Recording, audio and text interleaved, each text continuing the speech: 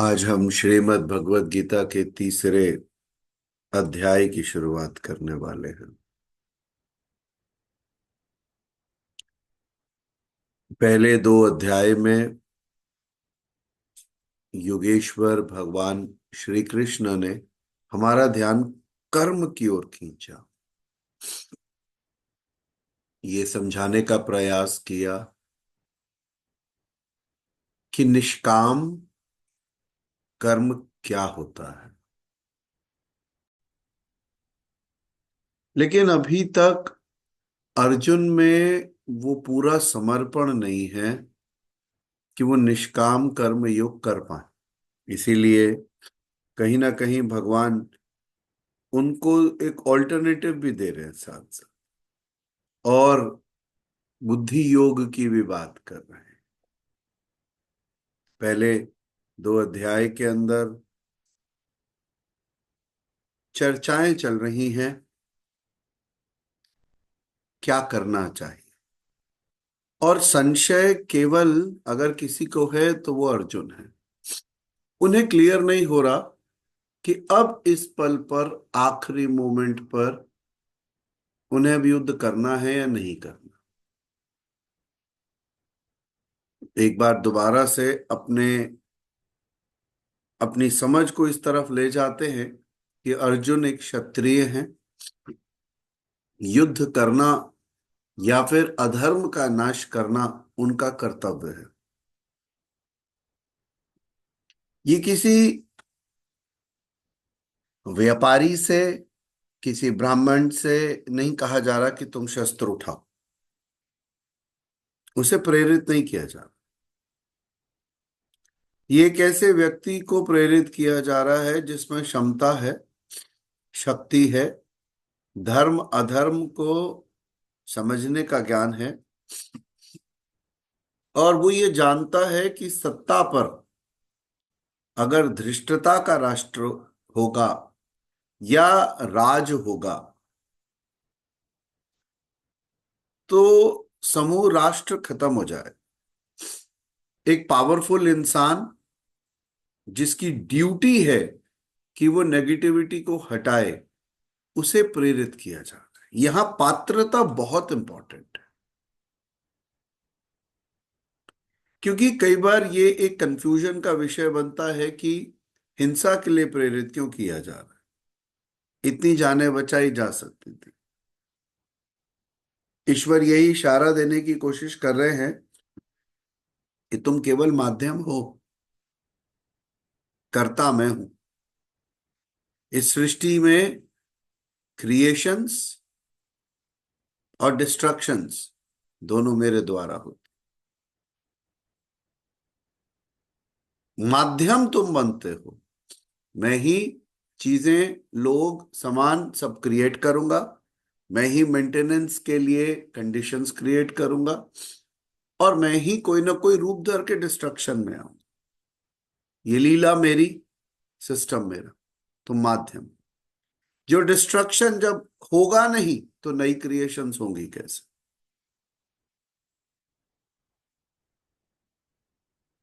तो वो दो बातें समझाने की कोशिश कर रहे हैं। पहली बात ये समझाने की कोशिश कर रहे हैं कि तुम अपनी बुद्धि से चलना चाहो तो ज्ञान मार्ग ले लो। उससे भी ये बात जानो कि जो तुम्हारा फर्ज है, जो तुम्हारा कर्तव्य है, वो तुम्हें करना है। अगर तुम ऐसा करते हो तो भी तुम्हें एडवांटेज है। क्यों? क्योंकि तुम अगर जीत गए तो महामहिम की स्थिति प्राप्त कर लोगे, कितना कुछ मिलेगा। तुम हार गए तो भी देवत्व प्राप्त होगा। देवत्व का अर्थ यहां पर है कि आपको ये माना जाएगा कि कर्तव्य निष्ठित है। ये माना जाएगा कि आपने अपने फर्ज को पूरा किया, और आपको मालूम था कि यह अधर्म है, आपको आवाज उठानी थी। आपने कई महीनों की तैयारी करी, और युद्ध से पहले कई बार शांति की कोशिश करी। इवन ये प्रस्ताव भी भेजा गया कि हमें कुछ नहीं चाहिए, हमें 5 छोटे छोटे गांव दे दिए जाएं जिससे कि हमारा गुजारा हो सके। अगर इतना भी हमें दिया जा सकता है तो हमें और सत्ता की चाहत नहीं है, बस निर्वाह के लिए हमें बेसिक सस्टेनेंस के लिए कुछ दे दिया जाए और हम आगे का जीवन जी लेंगे। हमें जरूरत नहीं है कि हमें बहुत ज्यादा कुछ चीजें मिले। तो ये पावर के लिए, मनी के लिए, लैंड के लिए लड़ाई नहीं। निश्चित तौर पर एक बहुत भयंकर तौर पर जो हम धृतराष्ट्र की तरफ से देख रहे हैं वो है अहंकार और अधर्म। वो इतना ज्यादा बढ़ता जा रहा है कि निश्चित हो गया था कि अब एक लिमिट आ गई है। ईश्वर चाहते थे कि इसको अब अंत करो। तो वो परिस्थिति बनी कि दुर्योधन में इतना अहंकार आ गया, उसने कहा मैं 5 गांव भी नहीं दूंगा, मैं कुछ नहीं दूंगा, अब हम युद्ध करेंगे। और ये युद्ध की स्थिति के लिए सब तैयार हो गए। तो इस समय जब हम युद्ध क्षेत्र में हैं तब अर्जुन कंफ्यूज हो। आइडली ये कंफ्यूजन कब आना चाहिए था? युद्ध होने से बहुत समय पहले।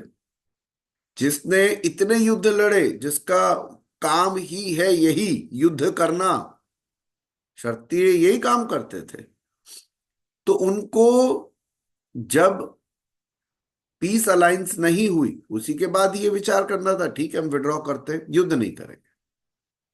लेकिन महीनों के मनन चिंतन के बाद ये स्थितियां बनी और युद्ध होना था। लेकिन अब इस पॉइंट पर भगवान कह रहे हैं कि तुम्हें आगे बढ़ना होगा, क्योंकि अगर तुम ज्ञान मार्ग लोगे तो भी तुम्हें अपने कर्तव्य पूरे करने, जिस ड्यूटीज के लिए आप आए हो वो काम करे बिना आप नहीं जा सकते। वो कह रहे हैं अगर तुम्हें बात समझ आती है ज्ञान मार्ग तो बेहतरीन बात, अदरवाइज निष्काम कर्म योग को समझो। और निष्काम कर्म योग के अंदर आपको अपने जो कर्म है उसे करना होगा बिना फल की इच्छा के।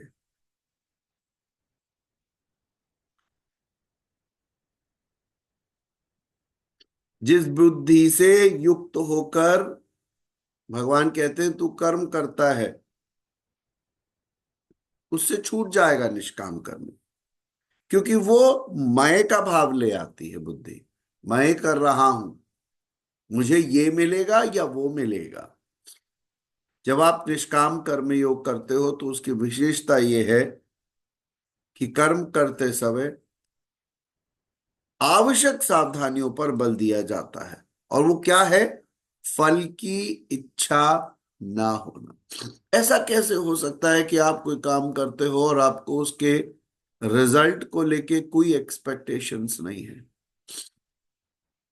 आपको ये भी भाव नहीं आना चाहिए कि इसके बदले में मुझे कुछ मिलेगा। आप ये इस बस जान जाते हो कि कर्म करने में आपकी श्रद्धा होनी चाहिए, फल की वासना नहीं होनी चाहिए, इच्छा नहीं होनी चाहिए, कामनाएं नहीं होनी चाहिए। कामनाओं से रहित होकर कर्म में प्रवृत्त हो जाना और कर्म करने में अश्रद्धा भी नहीं हो। अब आपको कुछ रिजल्ट नहीं मिलेगा तो निश्चित तौर पर आपके अंदर ये भाव आएगा कि फिर कर्म करें ही क्यों, तो काम करते हैं कर्म ही बंद कर देते हैं। तो भगवान यहाँ पर कहते हैं ये भी नहीं हो सकता कि आप कर्म ना करो, लेकिन आपको कर्म करना है और बिना फल की इच्छा के करना है, बिना कामनाओं के करना है। अगर ऐसा भाव तू अर्जित करेगा, भगवान ऐसा कहते हैं, तो कर्म बंधन से मुक्त हो जाएगा। तो अभी तो अर्जुन को निष्काम कर्म योग जो है बड़ा मुश्किल लग रहा है। और अगर आपको निष्काम कर्म योग मुश्किल लगता है इसका मतलब अभी मैं और मेरा, मेरे रिश्तेदार, मेरा घर, मेरी चीजें, ये सब अभी मैं जो है आप में बहुत प्रबल है, बहुत बड़ा है। तो उनको सरल प्रतीत नहीं हो रहा, उनको ज्ञान मार्ग अभी थोड़ा इजी लग रहा है, क्योंकि उन्हें लग रहा है कि बदले में भाई साहब कुछ तो मिलेगा। यहां तो कुछ भी मिलता नजर नहीं आ रहा, फिर काम करने का मोटिवेशन कहाँ से आएगा? इसके पीछे एक बहुत छोटा सा सूत्र है और वो है समर्पण। जब आपको अपने इष्ट से प्रेम हो जाता है और आपको निष्काम कर्म योग समझ आने लगता है, there is a purpose for my creation, there is a reason why I am born, there is a reason for my existence, and that is why I am here. I am a character, or I am an actor playing a character. The director is directing it and he is indicating what to be done. तो आप अभिनय कर रहे हो, आपको एक character दिया गया है, और जो आपको दिया गया उसको आपको बहुत बेहतरीन निभाना है। अब एक एक्टर बहुत अच्छी अपनी कला का प्रदर्शन करता है और कभी कभी तो अपनी जान लड़ा देता है, लेकिन तालियां नहीं बजती।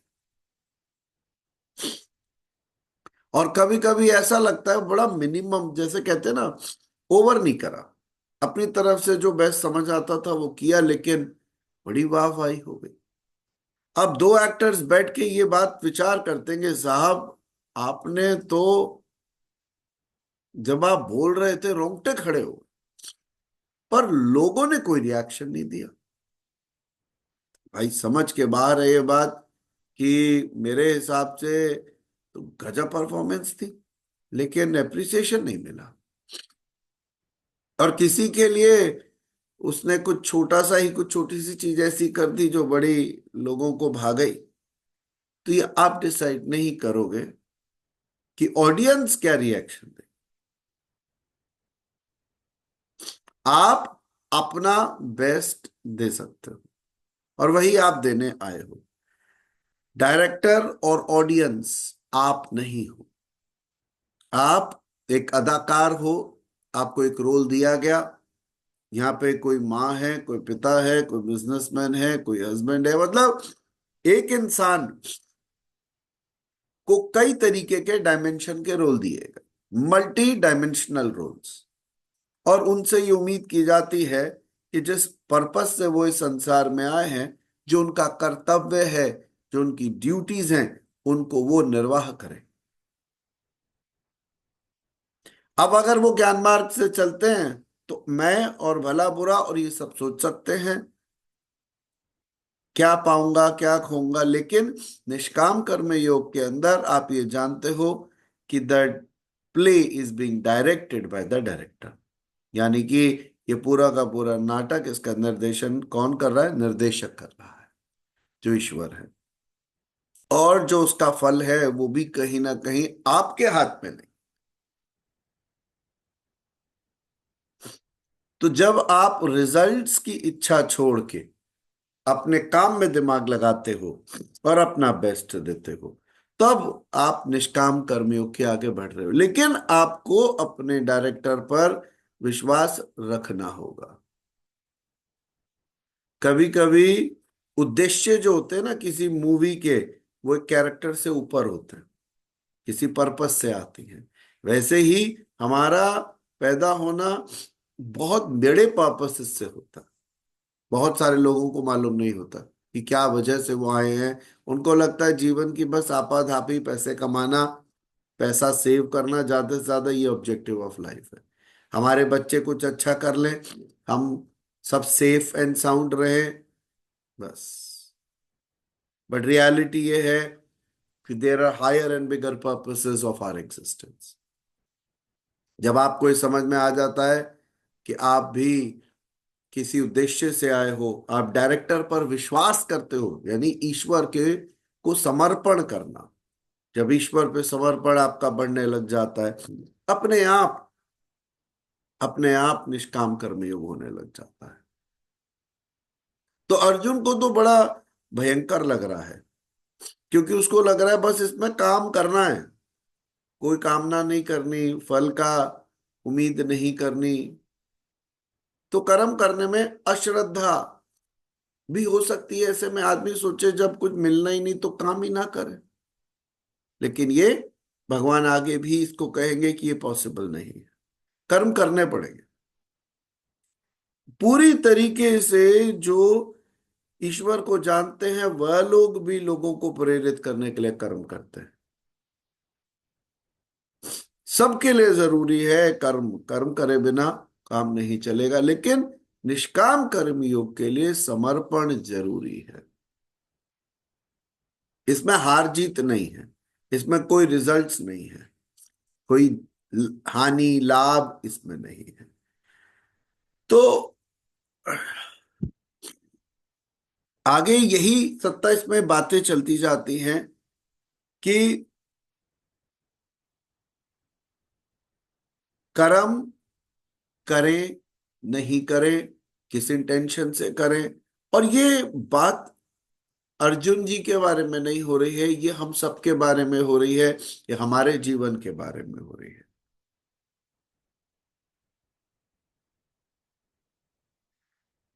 तीसरा अध्याय चल रहा है, कुछ श्लोक सुनते हैं और उसके बाद आगे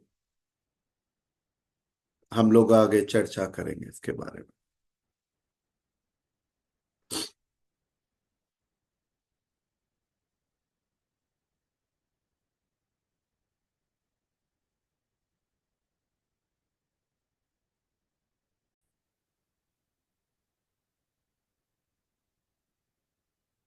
ओम श्री परमात्मने नमः।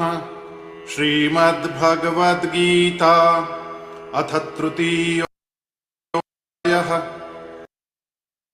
अर्जुन उवाच ज्यायसि चेत्कर्मणस्ते मता बुद्धिर्जनार्दन तत्किं कर्मणि घोरे मान् नियोजयसि केशव।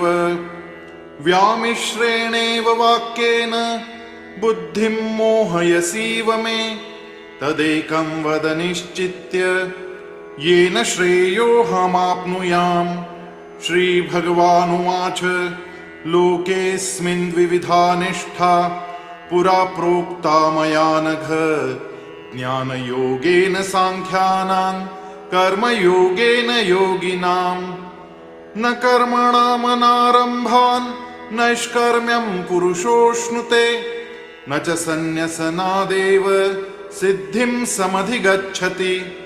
न हि कश्चित् क्षणमपि जातु तिष्ठत्य कर्मकृत् कार्यते ह्यवशः कर्म सर्वः प्रकृतिजैर्गुणैः।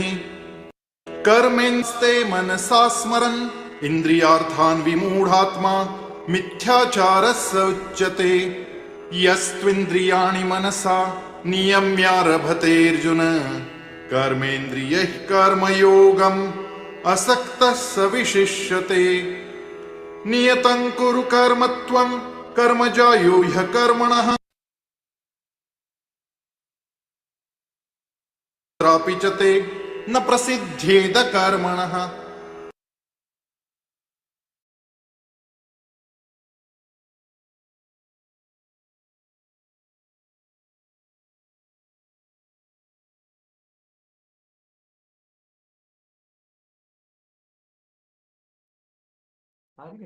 सर आप म्यूट है सर, वॉइस नहीं आ रही सर।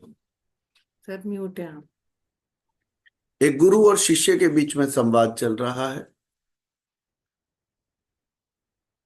एक युद्ध की स्थिति ना समझ के एक डिसीजन मेकिंग की स्थिति है। What to do, what not to do, to do और नॉट टू डू। अक्सर ऐसे चौराहे पर हम भी आ जाते हैं जब हमें यह महसूस होता है कि करना ही क्यों, क्या फायदा होगा, अभी तक क्या पा लिया, क्या हर बार जो पाने के लिए किया था वो मिला था। तो आप में डिमोटिवेशन भी आ जाता है। आपको ये लगता है कि पता नहीं क्यों हम इस संसार में। लेकिन रियलिटी ये है कि एक बहुत बड़ी सत्ता एक पूरा प्ले चला रही है,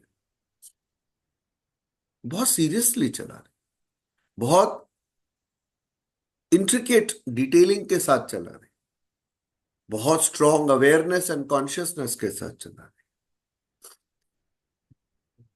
है। ये आदित्य दैत्य सब उसी का हिस्सा है। और सबको जो रोल दिए गए वो अपना अपना रोल प्ले कर। काइनेटिक एनर्जी को स्ट्रॉन्ग करने के लिए, एक्शन को स्ट्रॉन्ग करने के लिए लोगों को उनके कर्तव्यों में, उनके जो ड्यूटीज हैं उसमें स्ट्रांगली डिप कर दिया गया कि साहब ये आपका काम है, आपको करना हो। और लोग उसे बहुत अच्छे से कर भी रहे हैं। तो एक ऐसी सिचुएशन है कॉम्प्लेक्स जिसके अंदर हम भी आ जाते हैं, करें नहीं करें क्या करें। तो ऐसे में भगवान कहते हैं ज्ञानियों के लिए ज्ञान मार्ग और योगियों के लिए निष्काम कर्म उत्तम है। तो जो ज्ञानी व्यक्ति हैं वो बिल्कुल सिंपल थॉट के साथ काम कर सकते हैं, लेकिन जिसका ईश्वर से प्रेम है, जो योगी है, जिसका ईश्वर में समर्पण है, उसके लिए निष्काम कर्म योग उत्तम है। दोनों ही मार्गों के अनुसार कर्म तो करना ही पड़ेगा, कर्म अनिवार्य है। चौथे श्लोक के अंदर इस पर और डिटेलिंग आती है। बहुत सारे लोगों के मन में आता है कर्म आरंभ ही ना करें तो हम निष्कर्मी हो जाएंगे। सबसे बढ़िया चक्कर में मत पड़ो, निष्कर्मी हो जाते हैं। Let's avoid doing anything. तो ऐसी भ्रांति ना आ जाए, इसीलिए भगवान श्री कृष्ण बल देते हैं और कहते हैं कि कर्मों को ना आरंभ करने से कोई निष्काम भाव को ही प्राप्त होता है, लेकिन पॉसिबल नहीं है कि निष्कर्म भाव आप प्राप्त हो जाए। आपको आपको कर्म करना ही होगा। और कोई ऐसा सोचे कि हम तो ज्ञान मार्गी हैं, ज्ञान मार्ग में कर्म है ही नहीं, ऐसा मानकर कर्मों का को त्यागने वाले ज्ञानी नहीं होता। तो भगवान कहते हैं चौथे श्लोक में कि आप किसी भी वजह से कर्मों का त्याग नहीं कर सकते। जो इस संसार में आया है और उसे शरीर दिया गया है, इसका मतलब है एबिलिटी टू एक्ट। अब देखिए, हम एनर्जी क्या बोलते हैं? What is energy? Energy is the ability to do an action और समथिंग। शरीर में ऊर्जा इसलिए है कि उसके द्वारा आप कुछ कर सको, और करना ही होगा। अंतिम समय तक हमारे अंदर यह भाव होना चाहिए कि ईश्वर जो भी उद्देश्य से आपने इस धरा पर भेजा है, आप प्रेरणा बन के रहिएगा, और तो अन्य कोई प्रेरणा नहीं। निष्काम कर्म योग में दूसरी प्रेरणाएं नहीं हुआ करती, क्योंकि आपको नाम वैभव धन ऐसा कुछ भी नहीं चाहिए, वो अपने आप आता है। वो आप मांगते नहीं हो, उसकी इच्छा करते नहीं हो। Every action has an equal and opposite reaction. लेकिन जब डेस्टिनी को देखते हैं तो प्रोपोर्शनेटली नहीं आता है और एकदम भी नहीं आता है। तो मजेदार बात एक ये है कि आपकी प्रेरणा ईश्वर होते हैं कर्म करते हुए, कि ईश्वर अगर आपने जिस भी कर्म उद्देश्य से भेजा है, आप प्रेरणा बन के रहिए, अंतिम समय तक हम जो जरूरी काम है वो करते रहे। हाँ, निश्चित तौर पर आप अनवांटेड एक्ट्स कम कर देते, ऐसे काम भी बंद कर देते हो जो अननेसेसरी आपको कर्म बंधन में फंसाए। तो आगे चलकर कर्म क्या है, इन सब चीजों पे और थोड़ी डिटेलिंग आएगी। बट फिलहाल अभी जो चर्चा चल रही है वो ये है कि आप इन एक्शन में नहीं आ सकते। ये नहीं कह सकते कि अब हम तो, हमें कर्म करने की जरूरत ही क्या है, हम निष्कर्मी बन जाते हैं। तो ईश्वर कहते हैं नहीं, कर्म तो करने पड़ेंगे।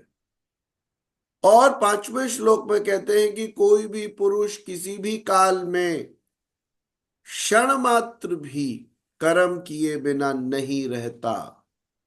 कोई भी पुरुष किसी भी काल में क्षण मात्र भी कर्म किए बिना नहीं रहता, क्योंकि सभी पुरुष प्रकृति से उत्पन्न हुए गुणों द्वारा विवश होकर कर्म करते। कहां से गुण उत्पन्न होते हैं? प्रकृति से उत्पन्न। जो तामसिक है वो तामसिक कर्म करेगा, जो राजसिक है वो राजसिक कर्म करेगा, जो सात्विक है वो सात्विक कर्म करेगा। आपकी प्रवृत्ति प्रकृति के अनुसार, आप में जैसे गुण हैं उसके अनुसार आप कर्म करोगे। आप करो मत तो एक्शन सामने से होगा, आपका रिएक्शन हो जाएगा।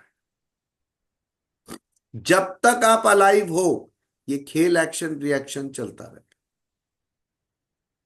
अभी सपोज यशपाल जी कहते हैं कि साहब मैं अब इन्वॉल्व ही नहीं हूं, मैं विड्रॉ कर रहा हूं सर, मेरी ड्यूटीज अब पूरी होती जा रही हैं, I want to withdraw and I only want to connect to God. कुछ ऐसा सीन बनेगा कि घसीट लिए जाएंगे कि कभी पता चला अरे भाई आप एक पीढ़ी में आगे बढ़ गए, एक नया रिश्ता बना है, अब वहां जाना है, अब ये करना पड़ेगा। आप नहीं खींचोगे तो कोई खींचेगा। हम्म। आप रिएक्शंस देना, तो आप एक्शन मत करो तो भी रिएक्शंस देने पड़ेंगे। तो बड़ा स्मार्ट सिस्टम है यहाँ का। लेकिन तो कर्म करते ही रहना होगा। हाँ, आप ये बात समझ जाते हो क्या चीज बहुत इंपॉर्टेंट थी जो करनी जरूरी है और क्या चीज घटाई जा सकती है, कम की जा सकती है, पर इनएक्शन नहीं हो सकता, निष्कर्मी नहीं हो सकते। तो भगवान क्या बोलते हैं कि किसी भी पुरुष के लिए, कोई भी पुरुष किसी भी काल में क्षण मात्र भी कर्म कर किए बिना नहीं रह सकता, क्योंकि कोई भी पुरुष प्रकृति के से उत्पन्न हुए गुण, जो गुण कहाँ से उत्पन्न होते हैं हमारे अंदर, तामसिक राजसिक सात्विक, प्रकृति से आते हैं और इसमें फंसा हुआ होता है, इंटेंगल्ड होता है, और इसी में वो कर्म करता है, अपने गुणों के अनुसार करता है। प्रकृति और प्रकृति से उत्पन्न गुण जब तक जीवित है तब तक कोई भी पुरुष कर्म किए बिना नहीं रह सकता। तो आप चाहो भी तो कर्म से नहीं बच सकते। कर्म कैसे करोगे? जैसे आपके गुण होंगे। अब तीनों गुणों में से कोई ना कोई गुण आप में स्ट्रांग होगा, बड़ा प्रबल होगा। आमतौर पर तीनों ही गुण हमारे अंदर एक ही समय पर होते हैं, लेकिन कोई गुण हमें स्ट्रांग एंड हायर हो। जैसे इस समय ये जितनी भी क्लास है ये सभी सतोगुणी लोग जो समय समय पर राजसिक हो जाएंगे और समय समय पर तामसिक हो जाएंगे, पर सामान्य तौर पर उनको सात्विक देखा जाए। हम समझ पा रहे हैं कि योगेश जी अभी भी और पूरे दिन भी दूसरों के लिए अच्छा ही चाहते हैं, लेकिन जब गद्दी पर बैठते हैं अपनी तो रजस जाग जाता है। तो राजसिकता में दिमाग कैसे चलेगा? व्यापार, लेन देन, फायदा। और जब कोई गलत बोलेगा तो गुस्से में आ जाएंगे, तो तामसिकता भी आ जाएगी। लेकिन तामसिकता बहुत कम दिखेगी, पूरे दिन में कभी कभी कहीं कहीं नजर आएगी। राजसिकता उससे थोड़ी ज्यादा दिखेगी और सात्विकता भरपूर प्रचुर मात्रा में। तीनों गुण सब में होते हैं। एक ईश्वर है जो गुणातीत है, हम नहीं। जो शरीर में आया, चाहे वो गुरु हो, चाहे वो शिष्य हो, चाहे वो कोई भी हो, माता पिता हो, संतान हो, हर व्यक्ति जिसे शरीर मिला है, शरीर प्रकृति से अर्जित हुआ है, आत्मा नहीं। अब बॉडी के साथ ये गुण, प्रवृत्ति प्रकृति सब क्रिएट होती है, और जिस तरीके का गुण आप में डोमिनेटिंग होगा, ज्यादातर एक्शन वैसा। बट हम कभी कभी, एक अच्छे से अच्छा सात्विक इंसान भी गुस्सा कर जाता है। कहते हैं भाई ये परशुराम जी भी कर जाते थे, वो भी कर जाते थे, ये भी कर जाते थे, इतनी साधना करने वाले लोग भी गुस्सा कर जाते थे। तो कहीं तमस छुपा हुआ होता है, कहीं रजस भी छुपा हुआ होता है। प्रकृति प्रवृत्ति के अनुसार सब कर्म करते हैं। छठे श्लोक के अंदर कर्मेंद्रियाणि संयम की बात हम करते हैं कि ये जो जो आपकी इंद्रियां हैं, इंद्रियों को हठ से रोकना। बहुत सारे लोग कोशिश करते हैं हठ के साथ इंद्रियों को रोक लेना।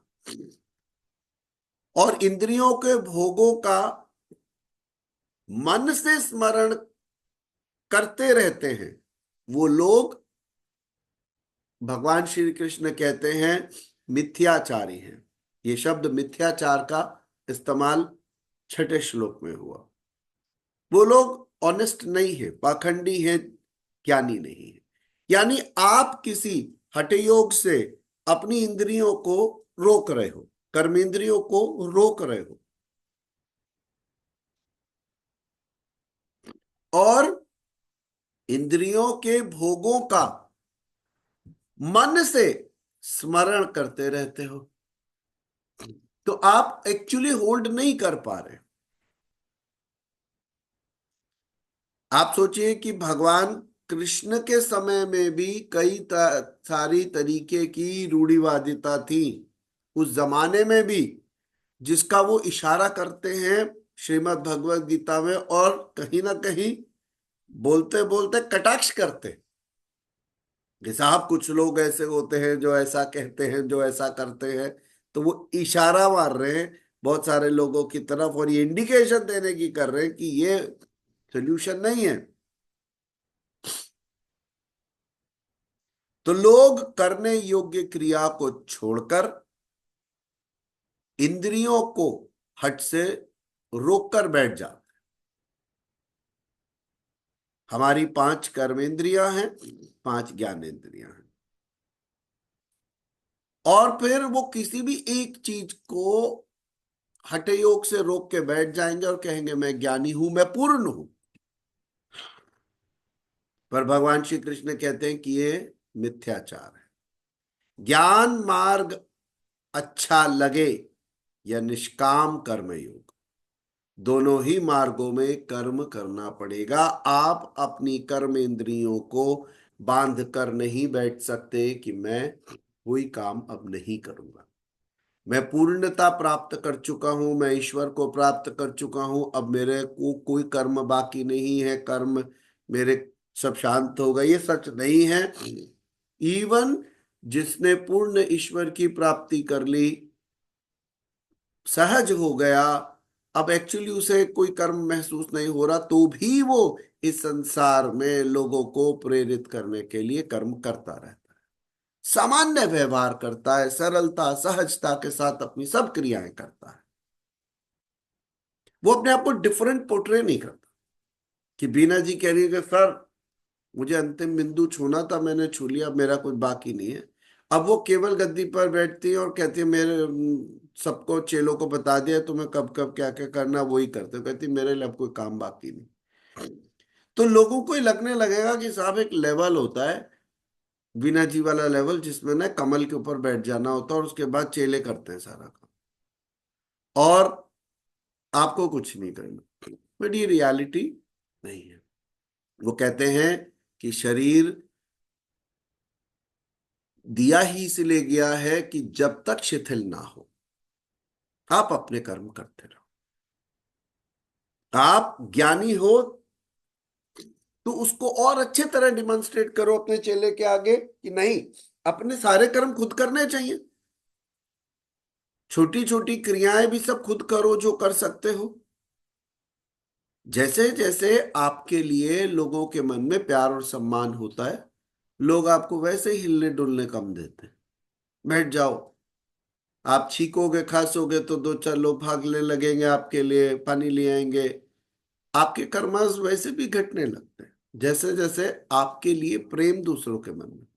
लेकिन तब भी आपकी सरलता, आपकी सजगता, आपकी कर्म की ओर जो कुछ चीजें की, साहब मैंने अपना आपने खाना खाया अपनी थाली को धो। आप देखिए आश्रमों में आप कभी जाएंगे तो ऐसा नहीं होता कि आप खाना खा लें और बर्तन छोड़ते हैं, आपको अपनी थाली को धो के रखनी।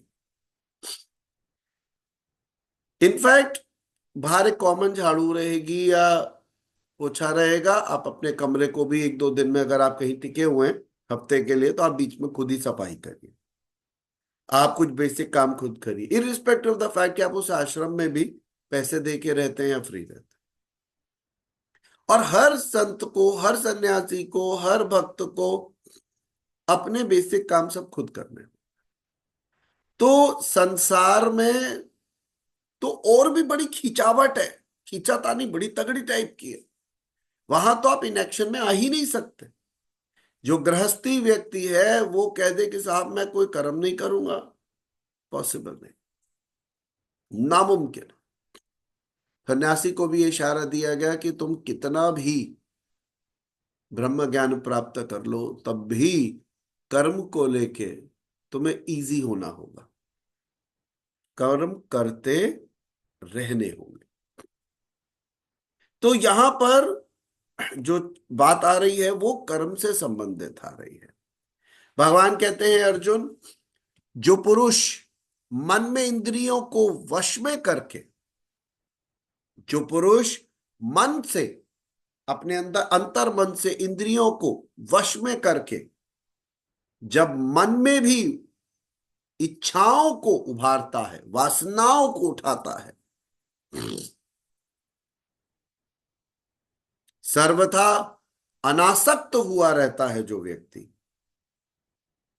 कर्मेंद्रियों से कर्म योग का आचरण करता है, तो जो व्यक्ति अनासक्त है, अनअटैच्ड है और कर्म योग कर रहा है, उसके आचरण में क्या है कि उसने मन से इंद्रियों को वश में किया, अंतर मन से विड्रॉ करा, खींचा है। कोई हठ योग से वो काबू नहीं कर रहा उन्हें। तो हमें काम किस पर करना है? मन पर काम करना है।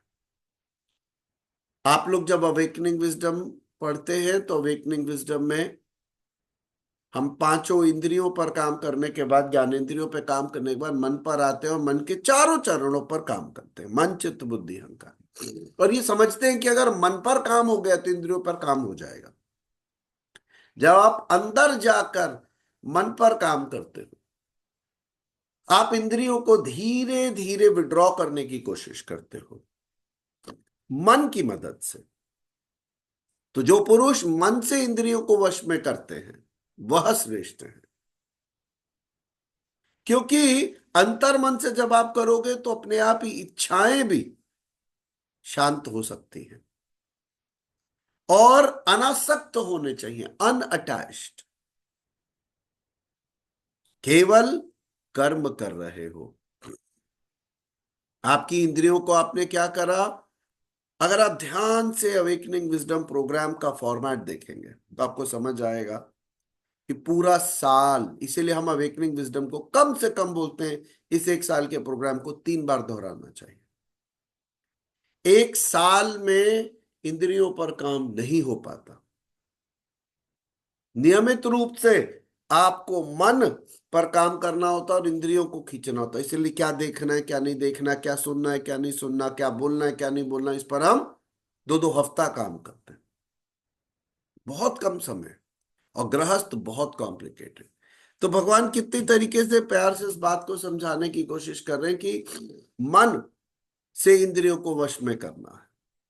वासनाएं भी घटने लगेंगी, इच्छाएं भी घटने लगेंगी और हमेशा अनासक्त रहना है, बिल्कुल मोह में नहीं रहना, केवल ये जानते हुए कि ये मेरी ड्यूटीज हैं, ये मुझे करनी है। आप इंद्रियों को खींच के अंदर अंतर्मन में जब कर्म करते हो तो ऐसा व्यक्ति श्रेष्ठ है। तो श्रेष्ठ व्यक्ति की पहली कैरेक्टरिस्टिक क्या है?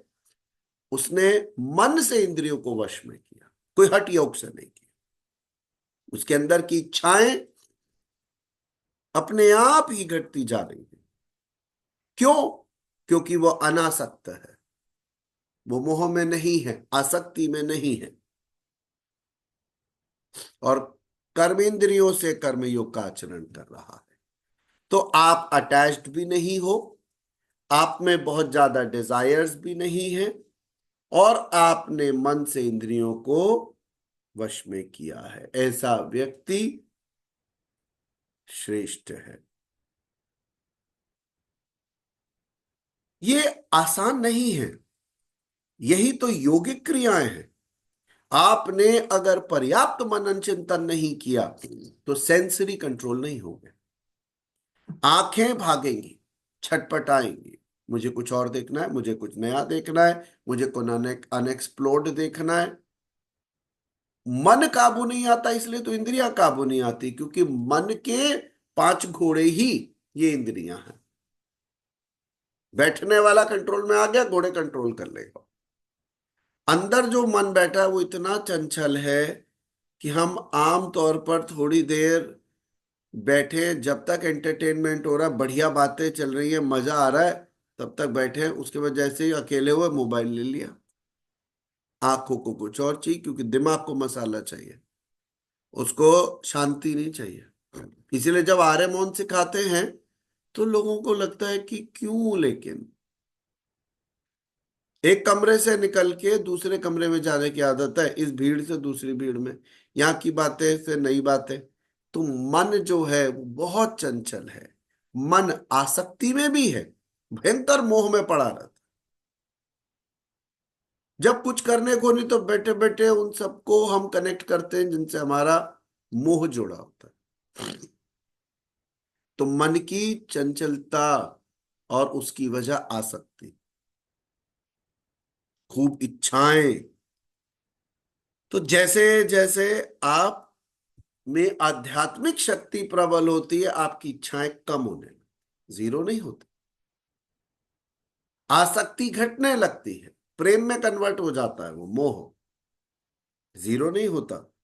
लेकिन आप जैसे जैसे कर्म योग करते हो तो आप ये जानते हो कि ईश्वर की जो इच्छा है उसके अनुसार कर रहे हैं। आगे देखें, जैसे जो ग्रेट पेरेंट्स कैंपेन स्टार्ट हुआ, कोई भी पेरेंट्स नहीं जानते कि वो कितने समय तक क्या जिम्मेदारी लेंगे। फिलहाल इस प्रेजेंट मोमेंट में जो जो किसी बच्चे की जिम्मेदारी ले सकते थे उन्होंने ली, और आगे बढ़ रहे। आगे जो होगा ईश्वर जाने, करने वाले और कराने वाले वो। एक लॉन्ग टर्म कमिटमेंट कब तक लिया जाएगा। एक आत्मंथन के मेंबर जिन्होंने एक चाइल्ड को अडॉप्ट किया, तो उनसे सवाल पूछा गया कि आप ये कब तक कैरी करेंगे। उनका, सर जब तक जिंदा है, देखते हैं हम कब तक जिंदा है। अब किसी को भी कुछ नहीं पता, रियलिटी है कि ईश्वर जानता है कि वो क्या किससे कब तक कर। कोई भी नहीं जानता वो कोई रिस्पॉन्सिबिलिटी को कितना कैरी कर सकता है। आप इस प्रेजेंट मोमेंट में ईश्वर के द्वारा दी गई सेवाओं को स्वीकारते हो और छोड़ देते हो ईश्वर। अगर वो सक्षम बनाएंगे, उन्होंने करवाना होगा तो वो सक्षम बनाएंगे, वैसे ही बुद्धि बनाएंगे, वैसे ही मार्ग बनेगा और वो होता रहेगा। ना इच्छा है, ना फल की कामना है। अनअटैच्ड सेंसरी कंट्रोल को करते हुए, अनअटैच्ड होते हुए आप अपने कर्म को करते हैं। यहां पर 4-5 पॉइंट्स आए हैं और सभी पॉइंट्स बड़े वैलिड हैं। हमें सभी को थोड़ा बहुत ये पर काम करना होगा कि हर कामना को अपने जीवन का उद्देश्य ना बनाए। कुछ कामनाएं आएंगी और निकल जाएंगी, let them pass by. Witness की तरह ऑब्जर्व करें कि मेरे में इतनी कामनाएं और इच्छाएं आती क्यों हैं। जिस इंसान ने अपनी डिजायर्स पे काम नहीं करा और उस पे अनलिमिटेड डिजायर्स हैं,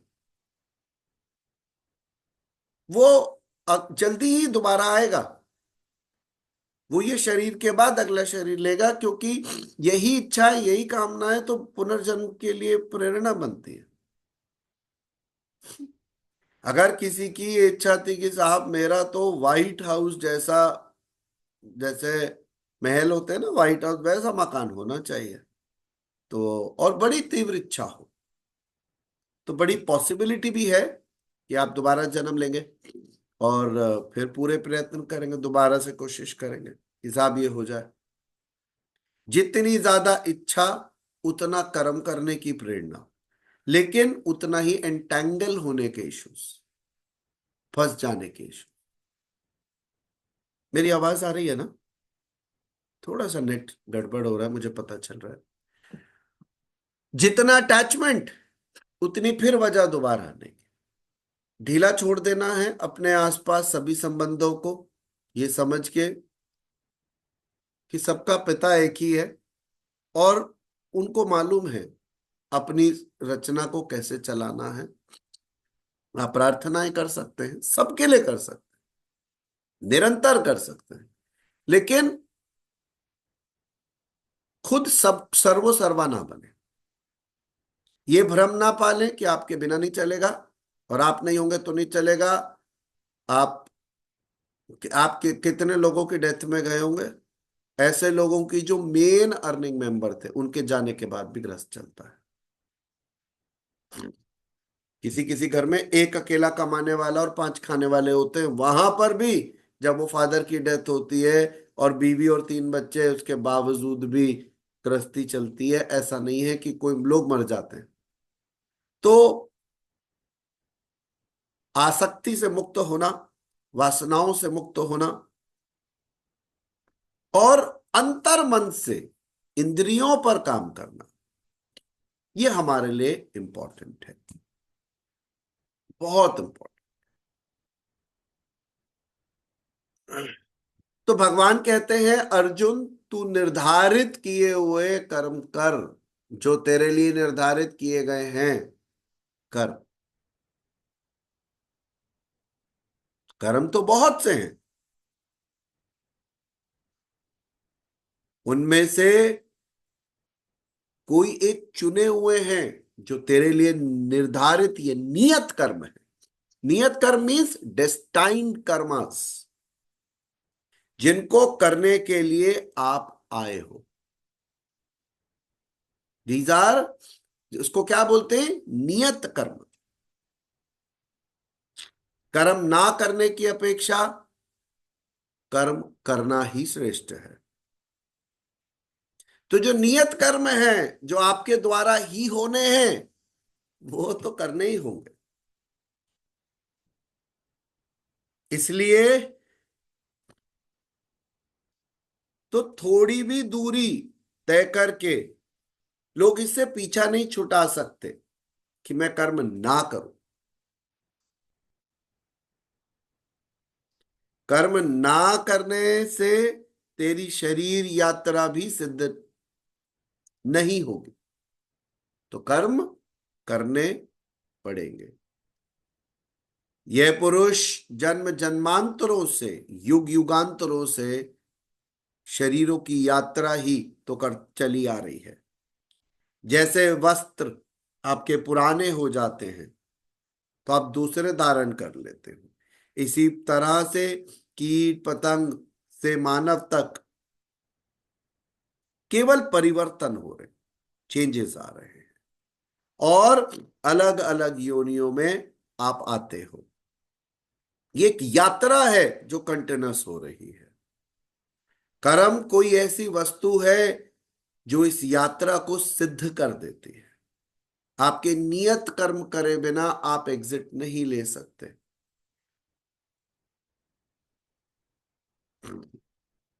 और ये नियत कर्म करे बिना आप एग्जिट लोगे ही नहीं, तो आप आए हो, आपको वो काम पूरा करना पड़ेगा। यात्रा पूर्ण तब होगी जब आपका गंतव्य आ जाएगा। एक्चुअली गंतव्य हम सबका क्या है, ईश्वर। परमात्मा में स्थिति जो है, या परमात्मा में स्थित हो जाना, हमारा गंतव्य है। जब तक हम पूर्ण परमात्मा की प्राप्ति नहीं करते, जन्म जन्मांतर तक हम कंटिन्यूसली रोल ऑन करते रहते हैं। लेकिन इस रोलिंग ऑन लाइफ में नियत कर्म जो हैं, कुछ निश्चित कर्म हैं, वो करने होंगे। फॉर एग्जाम्पल, क्या हम, हमारे माता पिता को नहीं पता था कि ईश्वर प्राप्ति उद्देश्य है, फिर शादियां क्यों कराई, या हमने क्यों करी? फिर संतान की उत्पत्ति हो गई, फिर आप एक एंटेंगलमेंट में आ गए, भाई उनकी पढ़ाई का क्या होगा और उनकी इसका क्या होगा, फिर अब उनकी शादी का क्या होगा। सबको सब कुछ पता है, सब बुद्धिमान है। ऐसा नहीं है कि हमारे पेरेंट्स को समझ नहीं थी, कि उनके पेरेंट को समझ नहीं थी। नियत कर्म, सृष्टि को चलाते रहना। लेकिन इस आपाधापी में इस उद्देश्य को रियलाइज और रिकॉग्नाइज करना कि objective of life is not just this. ये कुछ नियत चीजें हैं जो आपको करनी थी, डेस्टाइन्ड एक्शंस। लेकिन अल्टीमेटली इन सब के बीच में से आप ये जान जाते हो कि एक गंतव्य नहीं है, this is not the destination. Destination है अल्टीमेटली इस जीवन के अंदर ईश्वर को पूरी तरीके से जानना। तो ये सब साथ साथ चलेगा। उसके साथ साथ आपको अपना उद्देश्य पता होना बहुत ज्यादा जरूरी है, क्योंकि उसे हम क्या कह रहे हैं, गंतव्य, द डेस्टिनेशन।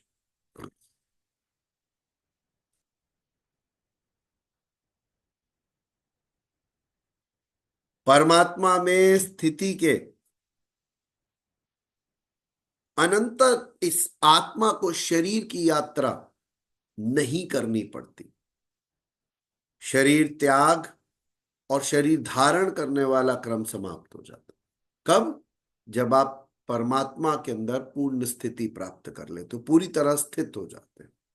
जब ईश्वर में आप पूरी तरह स्थित हो जाते हो तो ये जो आवागमन का चक्र है वो नष्ट हो जाता है।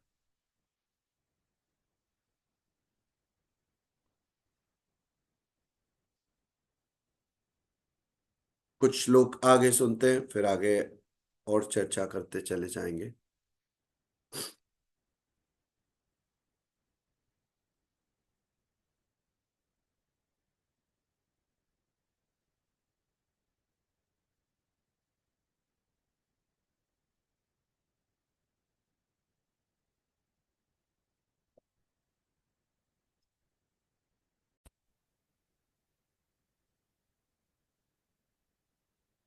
यज्ञार्थात् कर्मणोऽन्यत्र लोकोऽयं कर्म बन्धनः तदर्थं कर्म कौन्तेय मुक्तसङ्गः समाचर।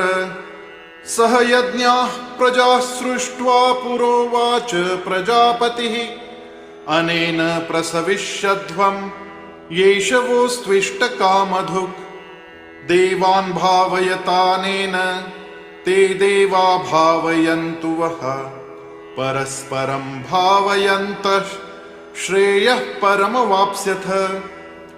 इष्टान् भोगान् हि वो देवा दास्यन्ते यज्ञभाविताः तैर्दत्तान् प्रदायैभ्यो यो भुङ्क्तेस्तेन एव सः। यज्ञशिष्टाशिनः सन्तो मुच्यन्ते सर्वकिल्बिषैः भुञ्जते ते त्वघं पापा ये पचन्त्यात्मकारणात्। अन्नाद्भवन्ति भूतानि पर्जन्यादन्न संभवः यज्ञाद्भवति पर्जन्यो यज्ञः कर्म समुद्भवः। कर्म ब्रह्मोद्भवं विद्धि ब्रह्माक्षर समुद्भवम् तस्मात् सर्वगतं ब्रह्म नित्यं यज्ञे प्रतिष्ठितम्। एवं प्रवर्तितं चक्रं नानुवर्तयतीह यः अघायुरिन्द्रियारामो मोघं पार्थ स जीवति।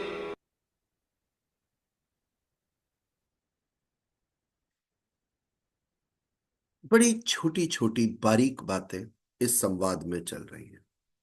हमारे काम के लिए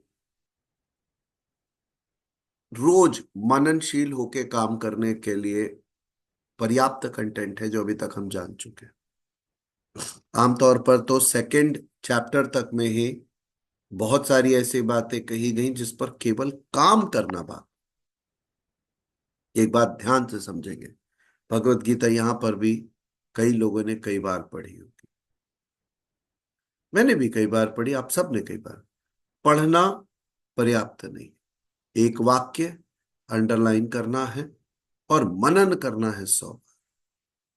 फिर ये सोचना है कि इस जीवन में ये कितनी दर्शित होती है, दिखती है बहुत कम। तो अब ये कैसे इस पर काम किया जाए? जब तक आप मनन नहीं करते आप उस पर काम नहीं कर सकते, पर जब आप उस पर मनन करने लगते हैं उसके बाद ही आप उस पर काम कर सकते हैं।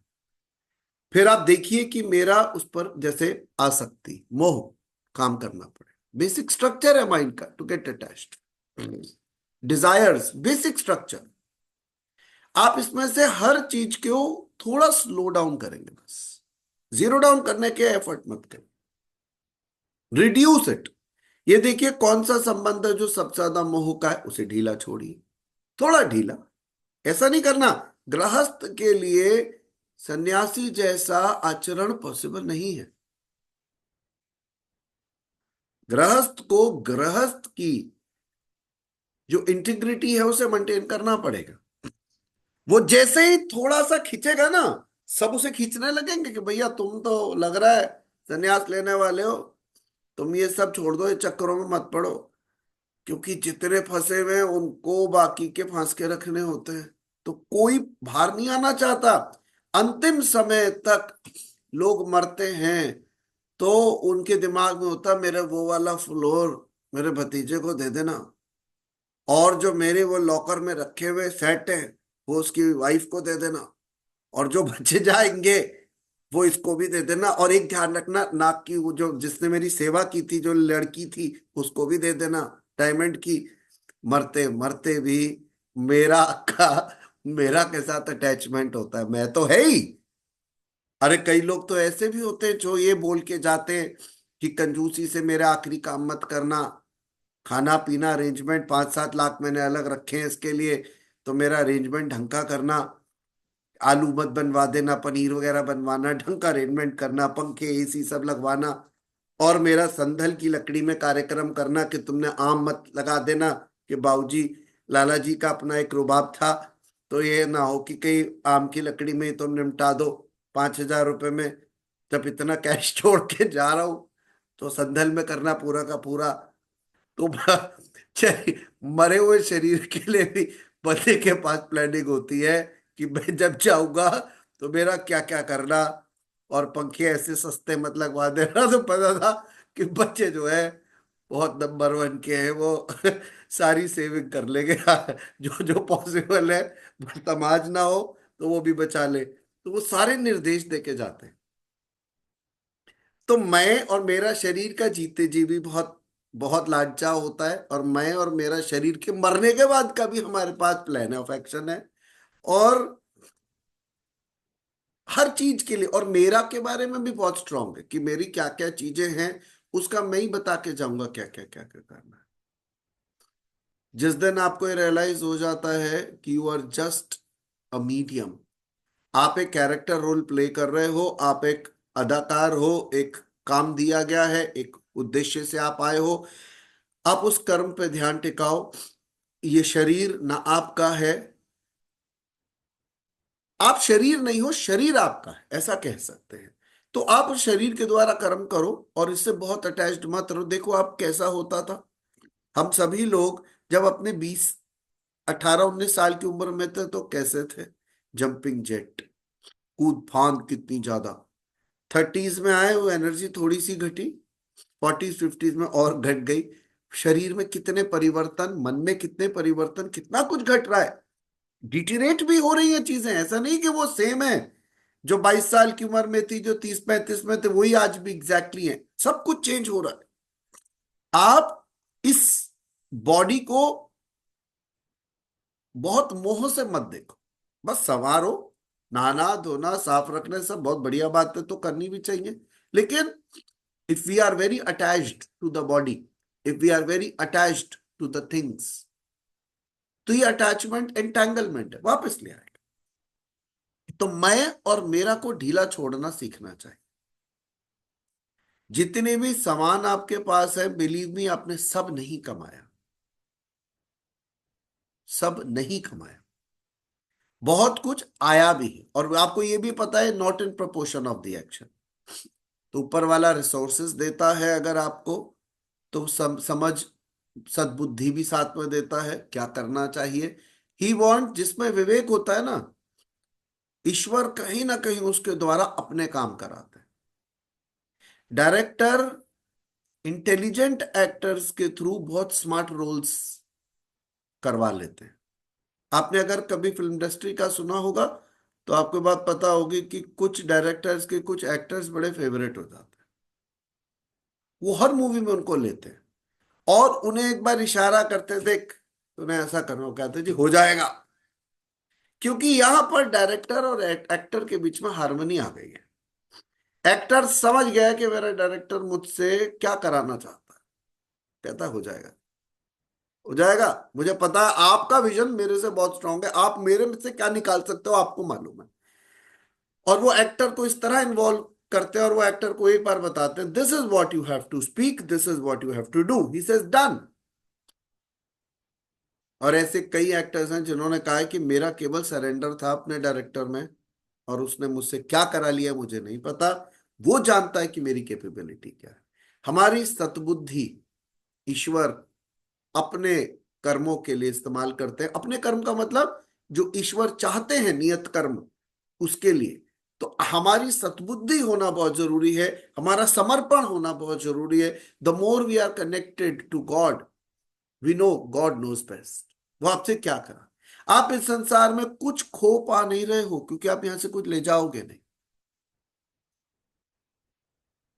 ये गेम ही है, यही गेम है, लेना देना लेना देना लेना। इस बीच में आपका मन कैसा है ये देखना है।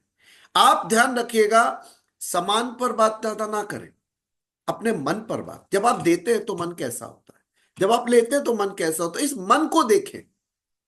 दर्पण की तरह देखें कि क्या मेरा देते हुए, हाय 80 रुपए किलो सेब दे गया भैया, तो दुख लग जाता बड़े सारे लोगों को। कहते हैं बड़ी चिक चिक चिक चिक नीचे वाले बंदे से करके 10 रुपए कम करा लेते हैं। वो भी बददुआ देता है कि यार कहाँ बैठे देखो, और ये कितना चिक चिक करते हैं भाई गड्ढे लोग। तो देते हुए सबकी आफत आती है, और लेते हुए हमें लगता है "हे भगवान, एक जीरो में कम था चेक में"। ये थोड़ा ज्यादा होना चाहिए था। जब हमारा मन इतनी इतनी, मतलब ये बहुत ही सांसारिक सी बात है ना कहीं हंसी मजाक से लिंक्ड ही है, लेकिन इनसे परे आने लग जाते। जैसे हम लोग क्या सीखते हैं, द जॉय ऑफ गिविंगनेस। जब देते हैं तो इतना खुश होके कि "हे ईश्वर, ये जिसके पास भी नोट जा रहा है, चाहे वो 100 हो, 500 हो, या कोई भी डोमिनेशन हो, या कोई चेक, ये उनके लिए बरकत लेकर आए"। बहुत अच्छी इंटेंशन से, बड़े प्रेम से। तो जो भी आप देते हो, आपको उसमें उतना ही आनंद आता है जो लेते हुए आता है। रियलिटी ये है कि आप इस देन लेन को बस विटनेस कर रहे हो। आनंद शब्द बहुत उपयुक्त नहीं था। एक तरीके की एक विटनेसिंग, स्लाइट सा प्लेजर हो सकता है, पर वो आनंद नहीं, क्योंकि हम सब जानते हैं कि आनंद एक स्थिर अवस्था है। आनंद इस चीज से आता नहीं है। लेकिन प्लेजरेबल फीलिंग्स जो है वो दोनों में आती है, लेते हुए भी देते हुए भी। ये भाव जब बना रहता ना तो आप बड़ा स्ट्रांग रहते। तो आगे श्लोक में यही चर्चा चलती जा रही है कि कर्म तो करने ही है, किस थॉट से करने, और गंतव्य क्या है। गंतव्य है परमात्मा की प्राप्ति, उनमें सिद्ध होना। तो ये निश्चित है कि कर्म एक निर्धारित प्रक्रिया है, एक प्रोसेस है। इसके अतिरिक्त जो कर्म होते हैं, क्या वे कर्म नहीं है? तो भगवान श्री कृष्ण कहते हैं नहीं, वे कर्म नहीं। अब यहां पर भगवान एक बात बड़ी इंपॉर्टेंट कह रहे हैं कि परमात्मा की प्राप्ति एक तरीके से गंतव्य है। तो क्या सभी कर्म जो हम करते हैं वो कर्म है? तो वो कहते हैं कि यज्ञ की प्रक्रिया के अतिरिक्त दुनिया में जो भी कुछ किया जा रहा है, सारा जगत जिसमें रात दिन बिजी है, बंधनों में बंधा हुआ है, वो कर्म नहीं। अब यज्ञ की प्रक्रिया क्या है, इसको वो आगे समझाएंगे। यज्ञ क्या है, यज्ञ की प्रक्रिया क्या है। कर्म तो मोक्ष, मोक्ष से शुभातः। तो जो भी कर्म आपको मोक्ष की ओर ले जाता है, जो परमात्मा की ओर ले जाता है, वह कर्म है। अशुभ यानी जो संसार से बांधते हैं, वो कर्म नहीं। जो मुक्त करते हैं वो कर्म है। मात्र यज्ञ की प्रक्रिया ही कर्म है। तो आगे हमें यज्ञ क्या है ये समझना है, और उसकी प्रक्रिया क्या है ये समझना है। तो जैसे जैसे हम ये समझ जाएंगे यज्ञ क्या है, उसकी प्रक्रिया क्या है, तो समझ में आएगा कि कौन से कर्म बांधने वाले हैं और कौन से कर्म मुक्त करने वाले हैं। प्रकृति से पराधीन होकर, बंधकर मनुष्य कर्म करता है। इसके बावजूद भी जो लोग इंद्रियों को हट से रोकते हैं, मन से विषयों का चिंतन करते हैं, वो दंभी हैं। तो आपको हठ से अपनी इंद्रियों को रोकना नहीं है। हठ योग से, कोई भी भारी क्रिया से आप इंद्रियों को नहीं रोक सकते। कि साहब आपने बोल दिया कि मैं इतने वर्ष का संकल्प लेता हूं, मैं आंखें नहीं खोलूंगा तो मुझे कोई बुरा नहीं दिखेगा, मैं कान में रुइयां भर लूंगा, या मैं कोई ऐसा योग करूंगा जिससे सुनाई नहीं। भगवान कह रहे हैं किसी भी कोई क्रिया से इंद्रियों, कर्म इंद्रियों को शिथिल मत करो, मन पर काम करो, मन से उन्हें अंदर खींचो। सब कुछ बाहर होता दिखेगा लेकिन आपको प्रभावित नहीं करे। मैं यहां समझता हूं कि जितने भी लोग हैं, उन्होंने अगर अभी तक कोई उनकी उपलब्धि होगी तो वो कम से कम एक्सेप्टेंस तो जरूर होगी कि वो जिस घर में जहां है, ईश्वर का धन्यवाद करते होंगे कि उनकी बड़ी असीम कृपा है कि उन्होंने जो दिया वो बहुत दिया। और दूसरों का देख के उनके अंदर ऐसा थॉट नहीं आता होगा, हाय भगवान ये वाला हमको मिल जाए, ये वाली चीज मिल जाए। तो मैं समझता हूँ इस ग्रुप में जितने लोग हैं, कम से कम ये उनकी बेसिक उपलब्धि होगी।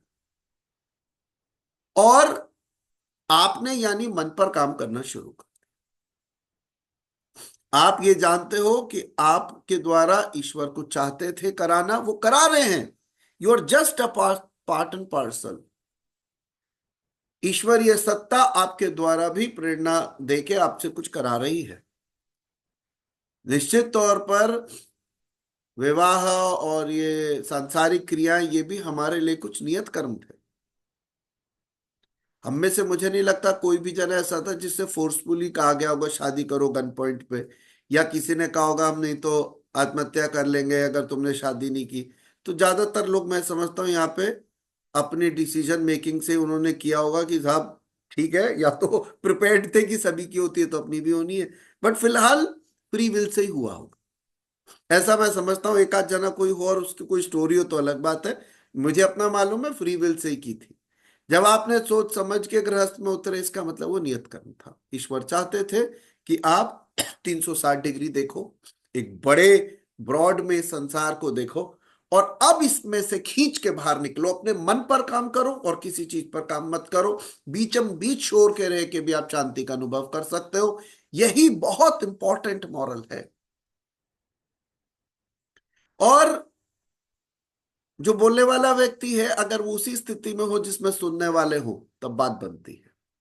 अक्सर जब कोई जो बोलने वाले होते हैं वो सन्यासी होते हैं और वो विवाह के बारे में बात करते हैं, तो कई बार मन में विचार आता है कि क्या इनको सही में अनुभव है, विवाह क्या है, संतान क्या होती है, मोह क्या होता है। जिसने विवाह नहीं किया वो संतान का मोह नहीं जान सकता। क्रेजी होता है। जितने पेरेंट्स हैं उन्हें पता है। उन्हें बाहर आने के लिए बहुत एफर्ट करने पड़ते हैं, फंसने के लिए एफर्ट नहीं करे। जो आपकी अपनी उत्पत्ति है उसको तो देवन से देखते ही मां बावली हो जाती है। हर दिन वो कितना ही तंग करे, परेशान करे, उससे प्यार कम नहीं होता। वो इरिटेट करे, फ्रस्ट्रेट करे, वो गुस्सा दिलाए, 15 मिनट में सब नॉर्मल, उसकी शक्ल देखते पिघल जाती कि कोई बात नहीं तो क्या हो गया, अपना बच्चा है, वो कितना बड़ा नुकसान कर दे। तो मोह हमारे साथ आता है क्योंकि वो आपकी अपनी प्रोडक्शन है। उससे बाहर आने के लिए एफर्ट करने पड़ते हैं। मोह पैदा करने के लिए कोई एफर्ट नहीं करे हमने, वो तो स्वतः प्रकृति के अंदर प्रवृत्ति के साथ आ गया। लेकिन बाहर आने के लिए एफर्ट। तो जो ये जंजाल है, ये कॉम्प्लेक्स सिस्टम है गृहस्थ का, इससे निकलने के लिए वो गृहस्थी दिमाग ही चाहिए। कई चीजें मैंने संतों के मुख से ऐसी सुनी जो गृहस्थ के लिए एब्सोल्युटली नॉन प्रैक्टिकल है, नामुमकिन। सन्यासी के लिए पॉसिबल, जो सारा दिन एक किसी कक्ष में ईश्वर का नाम लेते हो, उनके लिए बहुत फास्ट जर्नी है परमात्मा प्राप्ति। गृहस्थ के लिए वो समय निकालता है ईश्वर के लिए, ये सच है। और सन्यासी सांसारिक काम करने के लिए समय निकालता है। अब आप देखिए कितना बड़ा डिफरेंस है आउटलुक का। आप सारे दिन अपने 50 कामों में हो, आपकी कई ड्यूटीज हैं, और आप उसमें से बीच बीच में समय निकाल के ध्यान साधना, अभी मेरा मेडिटेशन का टाइम है, मेरा आरती का टाइम है, मेरा इसका टाइम है। वो सारा दिन यही काम करते हैं, उसमें कहते हैं चलो भाई थोड़ी देर खाना वाना बना लो, अदरवाइज फिर मेरा तो सारा दिन ही साधना ही चलती है। तो there is a difference. Prime work क्या है? प्राइमरली, तो हम अपने नियत कर्म से बच नहीं सकते जिसके लिए हमें ईश्वर ने भेजा है। और वो चाहते हैं कि संसार चलता रहे, इसीलिए गृहस्थ का सिस्टम बनाया, अदरवाइज ये सिस्टम ही ना होता। तो हम प्रकृति से पराधीन होकर अपने कर्म करते हैं, ये हम बंधे हुए हैं इससे, हमारे पास ऑप्शंस नहीं है। लेकिन हठ योग से अपनी इंद्रियों को काबू नहीं करना, मन के द्वारा उनको संयमित करना है। हम जिस सिचुएशन में है, हमें क्या करना है, चीजों को केवल ढीला छोड़ना है, केवल ढीला छोड़ना है। और यही कर्म की परिभाषा जो है वो भगवत गीता की एक बड़ी स्पेशलिटी है कि भगवान कहते हैं यज्ञ के अतिरिक्त दुनिया में लोग कुछ ना कुछ करते ही रहते हैं। कोई खेती करता है, कोई व्यापार करता है, कोई सेवक है, कोई जॉब में है, कोई अलग अलग बिजनेस में है। लेकिन यज्ञ जो है उसके लिए किए गए कर्म, वो कर्म है जो एक्चुअली आपको परमात्मा तक लेके जाए। तो यज्ञ की परिभाषा अभी आगे है। और इसमें एक बड़ी प्यारी चीज जो मुझे महसूस हुई, वो भगवान श्री कृष्ण कभी भी कोई बात को डायरेक्टली ऐसे नहीं बोल रहे। अगर उन्होंने कोई बात कहनी है तो वो पहले उसकी इंपॉर्टेंस क्रिएट कर रहे हैं और उसकी क्यूरियोसिटी रेज कर रहे हैं कि साहब आप में ये इच्छा जागे, यज्ञ क्या है, यज्ञ की प्रक्रिया क्या है। तो कोई भी बात उठाई किसी एक अध्याय में जाती है और उसका कंप्लीट आंसर उसके अगले अध्याय में आता है। ये ऐसे ही मूव करेगी। और सही मायने में समझाने का बेहतरीन तरीका भी यही है कि कोई भी चीज आप समझाना चाहते हो उसकी एक भूमिका बनाओ और उसकी इंपॉर्टेंस क्रिएट करो। जबकि सुनने वाले पूछेंगे साहब ये चीज क्या है, तब आप उन्हें सुनो। रादर देन आप सभी चीज बोलते जा रहे हो और उनमें शायद पता नहीं उनकी पात्रता भी है नहीं सुनने की। तो जब तक उनमें इच्छा ना जागे, जब तक वो आपसे कहे ना, प्रश्न ना पूछे, क्योंकि यहां पर शिष्य जो है अर्जुन बराबर प्रश्न पूछ रहे हैं और वो कह रहे हैं अपने नियत कर्म तुम्हें करने पड़ेंगे, तुम क्षत्रिय हो भाई, अधर्म का नाश करना तुम्हारा काम है। पुलिस कल को बोल दे कि साहब हम तो हिंसा नहीं कर सकते, सॉरी, और मिलिट्री भी बोल दे हम भी हिंसा नहीं कर सकते, तो सारा सिस्टम लैप्स हो जाएगा। आप कहोगे भैया हम नहीं कर सकते, हमारे लिए ठीक है, तुम्हें तो करनी पड़ेगी, तुम्हारी तो ड्यूटी है, तुम्हें तो ट्रेन करके बॉर्डर पर बिठाया गया। पर वो कहते नहीं हम हिंसा नहीं करेंगे।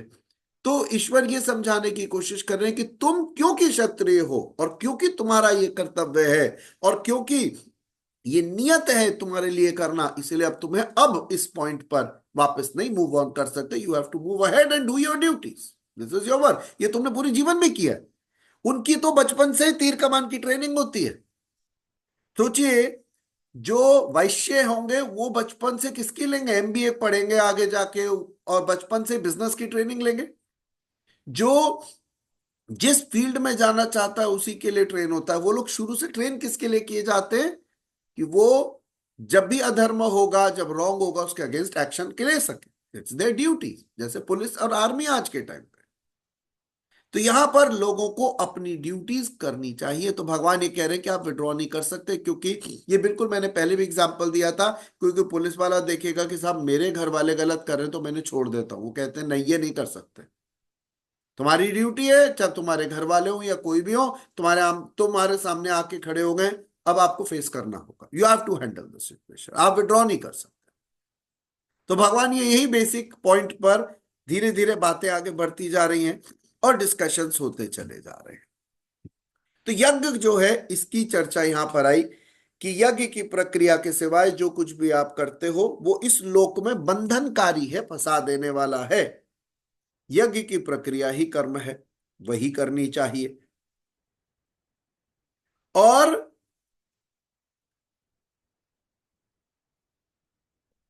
जो 10वां श्लोक है उसमें ये बात आती है कि प्रजापति ब्रह्मा ने कल्प के आदि में यज्ञ सहित प्रजा को रचकर कहा कि यह यज्ञ द्वारा वृद्धि को प्राप्त होगा।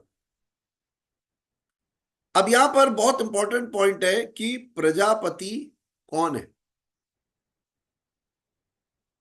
जिसने, क्योंकि ज्यादातर ना जब इसके अंदर श्लोक में शब्द आता है तो हम प्रजापति समझ जाते। तो यह प्रजापति कौन है? जिसने प्रजा के मूल उद्गम यानी परमात्मा में प्रवेश पा लिया। प्रजा का मूल उद्गम क्या है? परमात्मा। वह प्रजापति है, वो महापुरुष प्रजापति है जिसने प्रजा का जो मूल उद्गम है परमात्मा, उसमें प्रवेश पा लिया। उसकी बुद्धि ही ब्रह्मा है। तो बहुत आध्यात्मिक दृष्टिकोण से अगर हम भगवत गीता को देखते हैं तो वो बहुत ही ब्यूटीफुल हो जाती है। और एक बात और मैं आगे भी बोलूंगा और अभी भी बोल रहा हूं कि भगवत गीता भक्ति मार्ग की बात करेगी। भगवान श्री कृष्ण जगह जगह बात बोलेंगे कि मैं ऐसे करके ईश्वर का स्वरूप बताते हुए बताएंगे कि मैं ईश्वर हूं, परमात्मा हूं। तो साकार और निराकार में कंफ्यूज नहीं होना। ये बात हमेशा समझनी है कि अध्यात्म के अंदर निराकार और साकार जब एक हो जाते हैं तो ये एक बहुत अच्छी पॉइंट ऑफ मर्जिंग है। Very beautiful state. कभी ये थॉट के साथ कंफ्यूजन में नहीं आना, क्योंकि पता नहीं इस संसार में ना कोई एक मत बनता है तो लोग दूसरे को गलत ठहराना शुरू कर देते हैं। जो साकार को बिलीव करते हैं वो मानते हैं निराकार पर ब्रह्म होता है, लेकिन वो कहते हैं कि साहब ये पॉसिबल नहीं है, इसकी भक्ति इसकी साधना, तो कॉन्ट्रडिक्शंस कम्स। जो निराकार पर ब्रह्म को बोलते हैं वो बोलते हैं ये सब भ्रम भांति है, मूर्ति वूर्ति लेके घूमना है, सब फालतू चक्कर है, से छोड़ दो। रियलिटी ये है, आप साधना में बैठो, कोई भी रूप कब शून्य हो जाएगा नहीं पता चलेगा, और कोई भी शून्यता से रूप आ जाएगा आपको पता नहीं चलेगा। जिसकी रचना है, जिसकी सृष्टि है, उसकी माया है, वो आपके दिमाग के साथ भी खेल सकते हैं। तो यू डोंट गेट एंटैंगल्ड। बस आपने ये जान लिया कि जब खालीपन है तो भी ईश्वर है, और जो स्वरूप है उसके अंदर भी खालीपन ही है। तो हर खालीपन में स्वरूप छिपे हैं और हर स्वरूप में खालीपन छिपा है। वो जो मूल परमात्मा है वो हर आत्मा में है, हर स्वरूप में है। तो हम ईश्वर की प्रेजेंस को फॉर्म और फॉर्मलेस दोनों में जानते हैं। हर फॉर्म में भी ईश्वर को ही मान रहे हैं। एक बात और आपको क्लियर कर देनी है कि अगर पूर्णिमा मैम कहती है कि सर मैं तो भगवान राम का नाम लेती हूं, वही मेरे इष्ट है, तो ये स्टिकिंग नहीं होनी चाहिए। आप चर्च में गए तो भी ईसा मसीह में भी आप वही को राम को देख रहे हो, और आप गुरुद्वारे में गए तो भी उन्हीं को देख रहे हो, और आप महावीर जी को देख रहे हो तो भी उन्हीं को देख रहे हो। आप जहां जब जाते हो उसी एक ईश्वर को देख, उसके नाम और रूप अलग अलग होंगे। एक और बात, तो पहली बात, रूपों की रिजिडिटी में नहीं आना कि मैं वैष्णव हूं, मैं शैव हूं, मैं शाक्त हूं, मैं जैन हूं, मैं सिंह हूं, इस चक्कर में नहीं आना। ईश्वर एक है, वो अलग अलग स्वरूपों में बैठा है, बैठा वही। दूसरा, रिलीजन कभी कभी बड़ा सेंसिटिव मैटर हो जाता।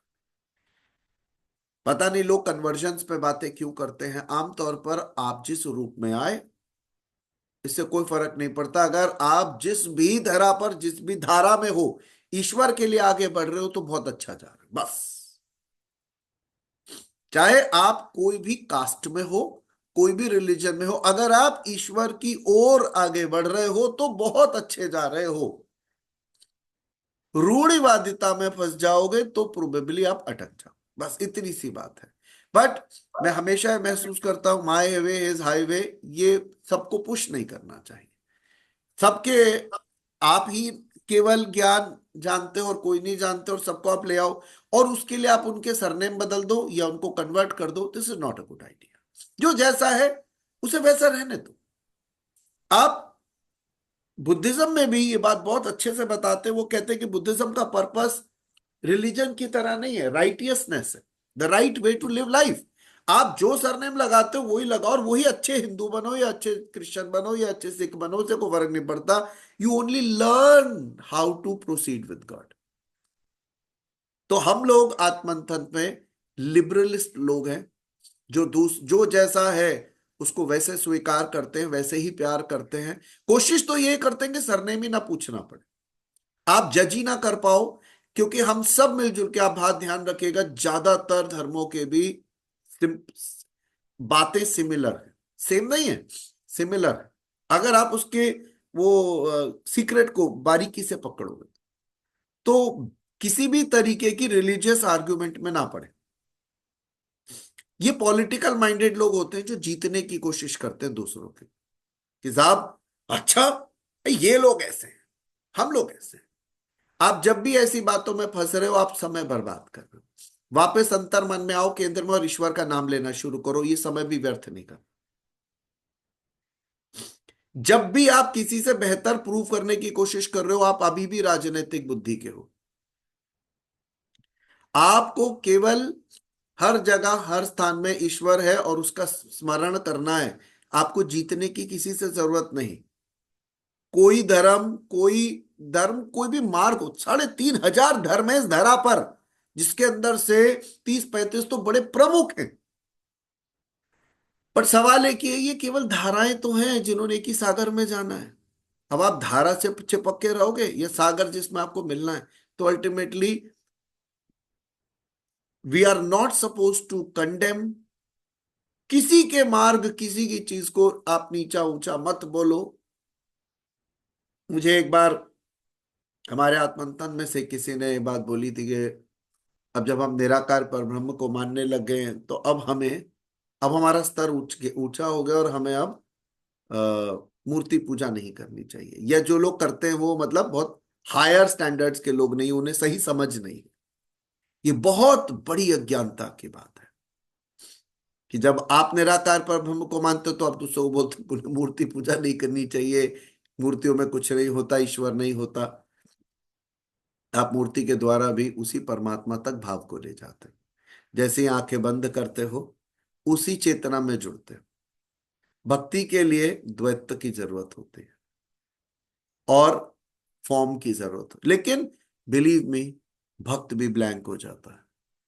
वो भक्त भी बहुत सारे ऐसे पल होते हैं जिसके अंदर फॉर्मलेस गॉड में चला जाता है। और जो ईश्वर का स्वरूप नहीं देखते, वो गुरु को ईश्वर मान लेते हैं, स्वरूप तो फिर भी पकड़ के रखते। तो आप निराकार हो या साकार हो, इसके पंगे में नहीं पड़ने का। You have to understand God is everywhere and is in everything. आप हमारे अंदर ये भाव जागता नहीं है, इसलिए हम स्वरूप को स्वरूप जैसा देखते हैं और टटोलते हैं, ये तो इंसान है, ये तो स्टैचू है, ईश्वर तो ऐसा होना चाहिए। तो हम अपने कल्पना क्षेत्रों में घूमते रहते हैं। याद रखिएगा, भाषा से ऊपर भाव है। तो ईश्वर के लिए भाव है जो आपको कुछ ना होते हुए भी स्वरूप दिखाते हैं। तो स्वरूप पे लिमिटेड नहीं होना। कब वो आएगा, कब जाएगा, कब ब्लैंकनेस आएगी, कब एम्प्टीनेस होगी, कब खालीपन रहेगा, चैतन्य में आप हो, उसमें ये सब होता रहेगा। लेकिन you are not fix to the names, you are not fix to the forms, you are just flowing with energy. वो वाइब्रेशन है जो आपको हर पल अंदर से कंपन देगी और आपकी आंखें भिगो देगी और आपको पता चल जाएगा ईश्वर में। तो आप जैसे ईश्वर खुद में ही, जब ये तो सत्ता उनकी है ना, तो वो निराकार भी हो सकता है, साकार भी हो सकता है, वो इस नाम से भी हो सकता है, उस नाम से भी हो सकता है, वो हजार एराज में अलग अलग नाम से भी हो सकता है। तो you are not getting confuse with it. जो जैसा है बहुत अच्छा है, जो जैसा कर रहा है बहुत अच्छा। आप याद रखिएगा, आपके पास एक एक जो पल मिल रहा है वो आपको ईश्वर से जुड़े रखना है। किसी राजनीतिक आर्ग्यूमेंट्स में जो धर्म के नाम पर होते हैं उसमें नहीं इन्वॉल्व। बहुत भयंकर मूर्खताएं हैं। धर्म के नाम पे जितनी हिंसाएं हुई, इतनी हिंसा तो और किसी चीज के नाम पर भी नहीं हुई। आप सोचिए कितना अहंकार हम में जाग जाता है। ये धर्म सिखाता है सब करना, हमारे लोग कम हो जाएंगे, हमारे ज्यादा हो जाएंगे। तो इस तरीके की कन्वर्सेशंस हमेशा अवॉइड करना है। We are we have to be very very liberal to people as they are. आगे बढ़ते हैं। जो कर्म के ऊपर चर्चा चल रही है, तो भजन की वास्तविक क्रिया प्रारंभ हो जाने पर बुद्धि जो है वो अलग तरीके से काम करती है। शुरू में वही बुद्धि ब्रह्म विद्या के साथ जुड़ के काम करती है, जिसको हम उस व्यक्ति को बोलते हैं ब्रह्मविद। तो ब्रह्मविद उस किसे बोलते हैं, जिसकी बुद्धि ब्रह्म विद्या के साथ जुड़ के काम करती है। ऐसी स्थिति में जो आपके विकार हैं उनका शमन होने लग जाता है। और जो ब्रह्म विद्या में और बेहतर श्रेष्ठ होने लगता है, उसे ब्रह्म विधुर कहते हैं। तो सबसे पहले अब हम क्या समझने की कोशिश कर रहे हैं कि जो ब्रह्म विद्या है, जैसे ही आप इससे संलग्न होते हो, संयुक्त होते हो, जुड़ने लग जाते हो, तो आपको क्या उपाधि मिलती है? ब्रह्मविद। ऐसी स्थिति में आपका क्या होने लग जाता है? ब्रह्मविद का विकारों का शमन होने लग जाता है, विकार धीरे धीरे नष्ट होने लग जाते हैं। और जैसे जैसे आपकी और आप बेटर होते हो, ब्रह्म विद्या में श्रेष्ठ होते हो, ब्रह्म विदुर बोलने लगते हैं। धीरे धीरे बुद्धि की अवस्था और विकसित होती है, और आप जो टर्म यूज की जाती है वो है ब्रह्म विदुरियान। ये अवस्था क्या है? ये एक ऐसे पुरुष की अवस्था है जो एक पराकाष्ठा तक पहुंच गया है बुद्धि की, प्योर से प्योरर होता जा रहा है। और एक अंतिम अवस्था आती है ब्रह्म विदुरिष्ट, एक अंतिम ऐसी अवस्था जिसमें इष्ट प्रवाहित हो जाता है, गायब हो जाता है। तो मैंने एक बात पहले भी बोली थी, जो मैं द्वैत की या अद्वैत की बात करता हूं, कि जो आपको फॉर्म दिख रहा है वो अपने आप गायब हो जाएगा, या वो कभी भी जब आपको सांसारिक तौर पे कन्वर्सेशन गाइडेंस की जरूरत होगी तो वापस आ जाएगा। Don't get entangled. अनंत ईश्वर इतना बड़ा है, आप उसके अंदर हो तो आप उसका स्वरूप देख नहीं सकते, क्योंकि वो इतना विशाल है। वो आपके लिए इतना सा होकर आ सकता है, क्यों? आपका स्केलिंग कितना छोटा सा, आप इस पृथ्वी पे दिख भी नहीं रहे। इफ इट इज रिक्वायर्ड तो फॉर्म ले सकता है, उनके लिए मुश्किल नहीं है, तो फिर गायब हो जाए। तो वी विल अंडरस्टैंड कि जैसे जैसे हम ब्रह्मविद से ब्रह्म विदुर होते हैं, ब्रह्म विदुर से ब्रह्म विदुरियान होते हैं, ब्रह्म विदुरियान से ब्रह्म विदुरिष्ट होते हैं, ये सब ब्रह्म में विलीन होने लग जाता है। ऐसी स्थिति वाले जो पुरुष होते हैं वो किस में समाते हैं? उन्हीं को प्रजापति कहेंगे, क्योंकि वो प्रजा के जो मूल उद्गम है परमात्मा, उसमें स्थित हो गए, प्रविष्ट हो गए। अब आपकी बुद्धि कैसी है? एक मीडियम के जैसी। यू आर लाइक, एक यंत्र हो आप, एक मीडियम हो जिसके थ्रू एक्शन हो रहा है। आपके थ्रू क्या हो रहा है? एक्शन हो रहा है। इसमें मैं नहीं है, मैं कर रहा हूं नहीं है, मैंने किया तो मुझे क्या मिलेगा ये भी नहीं है। You are just an instrument of God. ईश्वर आपके द्वारा करा रहे हैं। You are just an instrument. तो ये प्रक्रिया है, इसमें जब तक विकार नष्ट नहीं होते, अहंकार नष्ट नहीं होता, तब तक आप ब्रह्म विदुरिष्ट नहीं होते।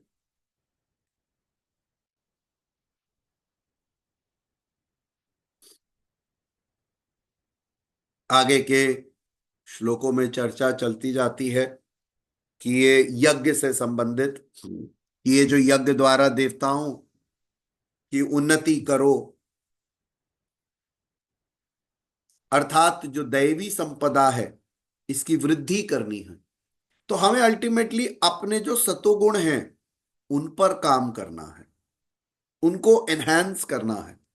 और अगर हम ऐसा नहीं कर पाते हैं तो वो जो पॉजिटिविटी है जो वो बढ़ेगी नहीं हमारे अंदर।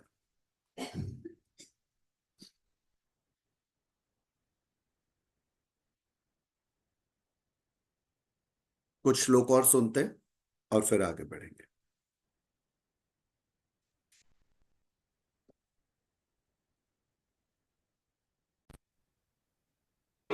यस्त्वात्मरतिरेव स्याद् आत्मतृप्तश्च मानवः आत्मन्येव च सन्तुष्टस्तस्य कार्यं न विद्यते नैव तस्य कृतेनार्थो न कृतेनेह कश्चन न चास्य सर्वभूतेषु कश्चिदर्थव्यपाश्रयः तस्मादसक्तः सततं कार्यं कर्म समाचर असक्तो ह्याचरन् कर्म परमाप्नोति पूरुषः कर्मणैव हि संसिद्धिम् आस्थिता जनकादयः लोकसङ्ग्रहमेवापि सम्पश्चन् कर्तुमर्हसि यद्यदाचरति श्रेष्ठस्तत्तदेवेतरो जनः स यत्प्रमाणं कुरुते लोकस्त न मे।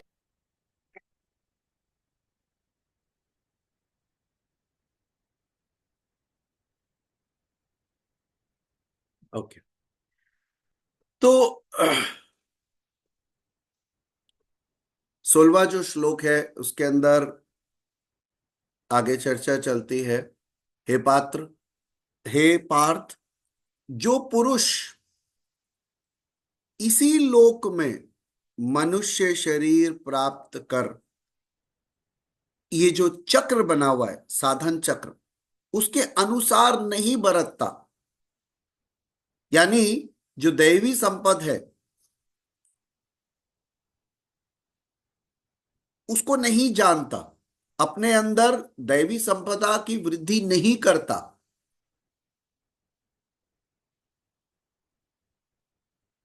तो वो व्यर्थ ही जी रहा है।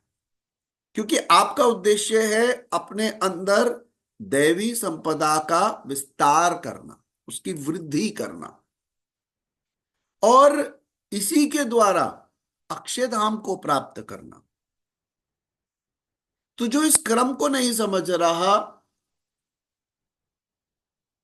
जो इंद्रियों का आराम चाहने वाला है, उसे चीजें मिल रही हैं, वो उसमें बहुत ज्यादा कंफर्टेबल हो गया। अब उसे लग नहीं रहा कि क्या जरूरत है इसे कंट्रोल करने की, सेंसेस को कंट्रोल करने की, डिजायर्स को कंट्रोल, उसे लग रहा है सब बढ़िया मिल रहा है।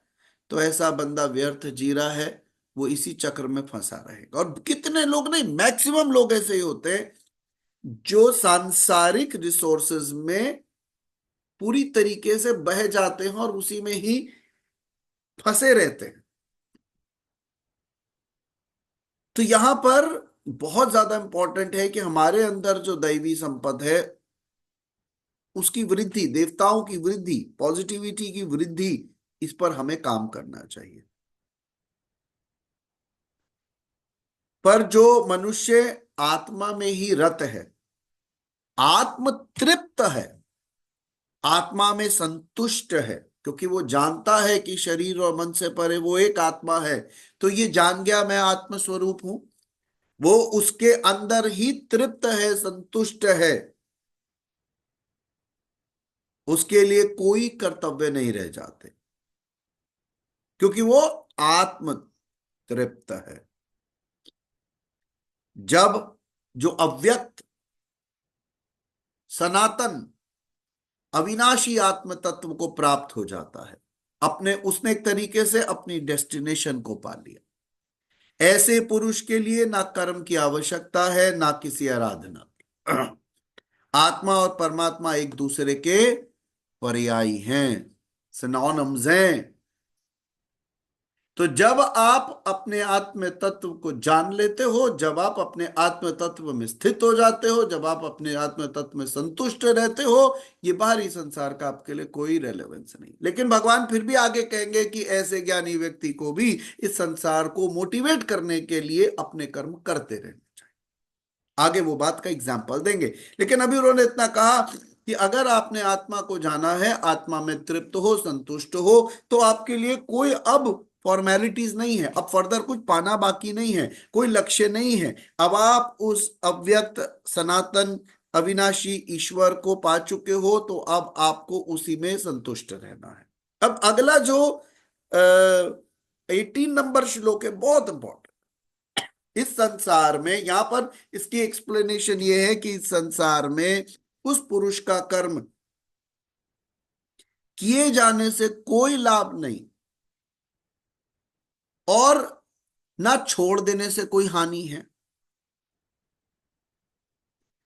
तो जितने भी प्राणी हैं इनमें से कोई स्वार्थ संबंध नहीं रह जाता।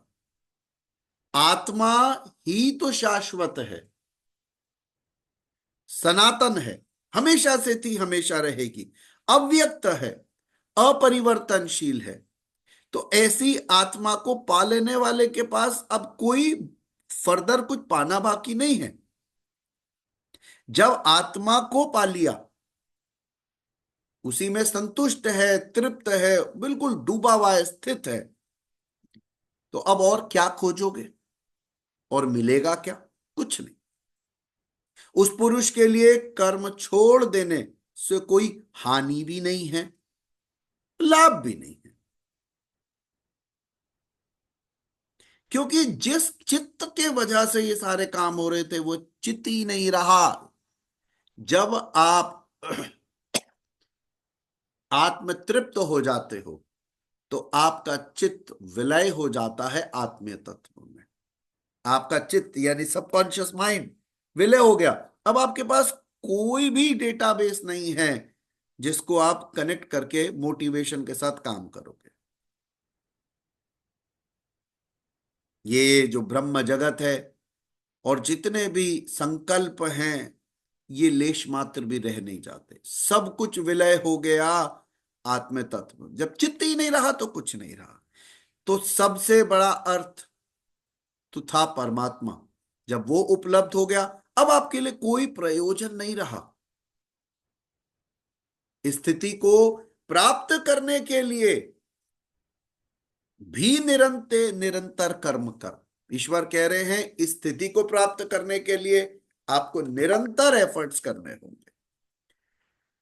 जिसको उन्होंने कहा यज्ञ के लिए जो करने योग्य कर्म है, उस कर्म को अच्छी तरह से करो। क्योंकि जो अनासक्त है, अनअटैच्ड पुरुष है, उसके कर्म के आचरण, उसका जो एटीट्यूड है कर्म करने के लिए, उसकी वजह से, उस एटीट्यूड की वजह से परमात्मा प्राप्त होता है। नियत कर्म, कार्य कर्म एक ही है, तो वो तो आपको करने ही हैं।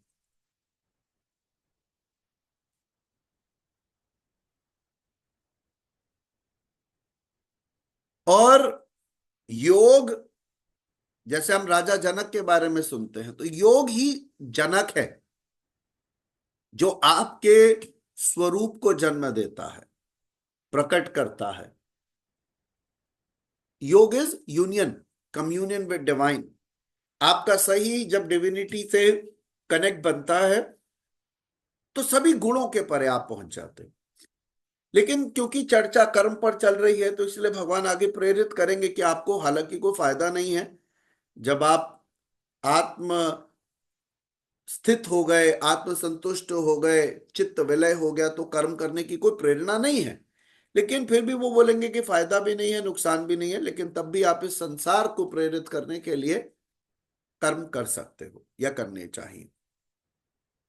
तो इसमें जनकादय, दयेह एक शब्द आता है, उसके लिए आ रहा है कि जनक की जो शब्दावली है उसका अर्थ है कि जनक का मतलब होता है जन्म देने वाले को जनक कहते हैं। तो योग ही जनक है, और जो आपके स्वरूप को जन्म देता है, प्रकट करता है, योग वही जनक है। योग से जुड़कर जो प्रत्यक्ष, जो जो भी लोग योग से जुड़कर काम करते हैं, वह सब जनक हैं। और कर्मों के द्वारा ही परम सिद्धि को प्राप्त किया जा सकता है, क्योंकि ये लेवल में भी जबकि आप आत्म संतुष्ट होंगे, इसके लिए भी आपको कर्म करने पड़ेंगे। कौन से कर्म है उसकी आगे चर्चा आती जाएगी, और कौन से बांधने वाले कर्म है। लेकिन अल्टीमेटली परम सिद्धि माने परम तत्व परमात्मा की प्राप्ति, ईश्वर की प्राप्ति। श्रेष्ठ पुरुष जो जो आचरण करता है, अन्य पुरुष भी उसके अनुसार ही करते हैं। तो एक श्रेष्ठ पुरुष को जो आत्म संतुष्ट है, उसको कर्म करना चाहिए, क्योंकि तभी लोग इनएक्शन में नहीं आएंगे। तभी लोग भी सोचेंगे देखो हमारे गुरुजी ब्रह्म ज्ञान प्राप्त कर चुके हैं, ब्रह्म ज्ञानी है, फिर भी लोग अपनी थाली धोते हैं, अपना काम करते हैं, प्रवचन देते हैं उठ के, कई काम करते हैं, तो हमें भी अपने अपने काम करने चाहिए। तो कर्म का जो सिद्धांत है उसको वो कहते हैं कि बेशक आपने अपना ऑब्जेक्टिव ऑफ लाइफ पा लिया हो तब भी, और आपको कोई ज्यादा कुछ फायदा भी नहीं है कर्म कर, तब भी करो, क्योंकि वह महापुरुष जो कुछ प्रमाण कर देता है संसार उसका अनुसरण करता है, फॉलो करता रहता है। तो इतनी बात 21 श्लोक में हमें समझ आई कि अगर आप अपनी डेस्टिनेशन पा भी लेते हो, आत्म तत्व को जान भी लेते हो, कर्म करने के लिए आप पे मोटिवेशन नहीं है उसके बावजूद भी करो, लेकिन एक ऑब्जेक्टिव पाने तक तो करना ही चाहिए जब तक आप पूरी तरीके से आपका चित्त आत्म तत्व में विलय नहीं हो जाता।